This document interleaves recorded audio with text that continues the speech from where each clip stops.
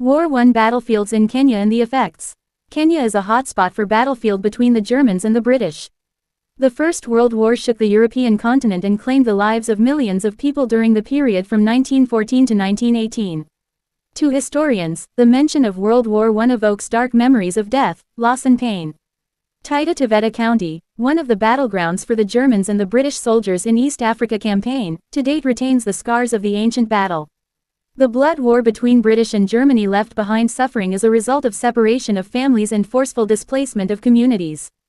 These grave violations of human rights have to date left residents with a scarred history as a result of inherited intergenerational trauma.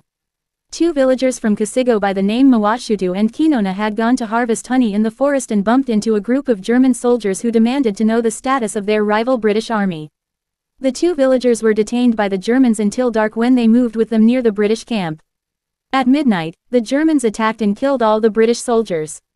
The Wakasigo were accused of aiding the Germans from Tanganyika, present-day Tanzania, raid a British military camp at the area and therefore banished by the British.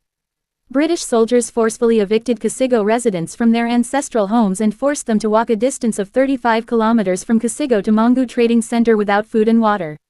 They were loaded into trains to Mombasa and thereafter into a waiting ship to Malindi town.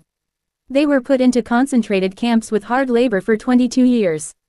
Meanwhile, the British and Germans' colonial forces turned the area into a battleground, and the British enlisted the local sub-clans in the army as carrier bags. The locals were caught in the crossfire of the war they never knew about. Taita Taveta is arguably one of the most evident reminders of the World War I, where it is believed that much of the war was fought between 1914 and 1918. At Mawashutu Fort, deep trenches which are traces of what was once a British hideout post are still visible more than 100 years later. Other World War I sites include mass graves in Voi, Bura, Mawaktau, Saleta and Taveta. Saleta Hill is where the real battlefield happened.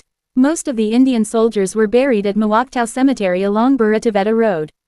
Mawaktau is believed to be the first airfield in East Africa which was used by the British soldiers. The first aircraft in East Africa was assembled at Mawaktau by the British. It is the aircraft by the British military that aided the British to overcome the Germans and win the war. Saleta Hill, Mawashutu and Maktau near the boundary of Kenya and Tanganyika, now Tanzania, were the battlefields. Saleta Hill stands out as the best epic site in the region. It was the first large-scale battlefield of the World War I, involving British, Indian, Rhodesian and South African troops. Saleta Hill means Slaughter Hill, that is where the British were defeated 3 times by the Germans and suffered heavy casualties. The now collapsed Voi-Taveta railway line was purposefully built to serve as a supply route to British forces as they tried to consolidate their positions on the battlefield against the invading Germans who occupied Tanganyika, present-day Tanzania. Food supplies and ammunition from Port of Mombasa were delivered through this railway line. The Kasigo elders continued pleading with the local authorities and in 1936 they were eventually allowed to come back to Kasigo, their ancestral home. Upon their return, they found their land had been taken by a few rich individuals and turned into ranches. The sub-ethnic group lags behind in terms of development compared to other communities in the region who never experienced such atrocities.